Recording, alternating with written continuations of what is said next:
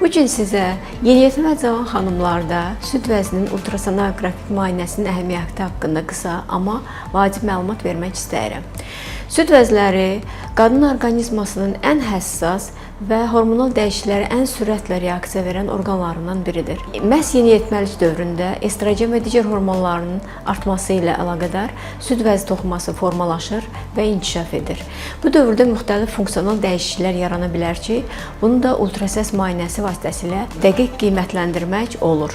Ultrasəs müayinəsinin əsas üstünlüyü radiasiya yoxdur, zərərsizdir. Hətta 12-13 yaşlarından belə müayinəni tətbiq etmək olur. Ultrasəs müayinəsi ilə süd vəzi toxumasının quruluşu tam aydın görsənir. Müxtəlif fibrokistik dəyişikliklər, vəz daxili axarlarda genişlənmə, kistalar, fibroadenomalar və digər xoş xassəli törəmələrin qiymətləndirilməsində mühüm rol oynayır.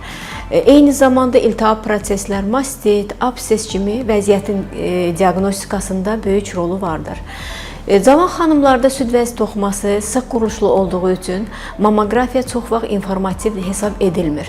Məhz bu dövrdə ultrasəs müayinəsi birinci seçim hesab olunur. Xüsusilə müxtəlif hormonal disbalanslıq olarsa, ağrı, şişkinlik, asimetriya, menstruasiya pozğunluğu fonunda narahatlıq varsa, ailədə süd vəzi xəstəliklər tarixçəsi varsa, mütləq ultrasəs müayinəsi tövsiyə olunur.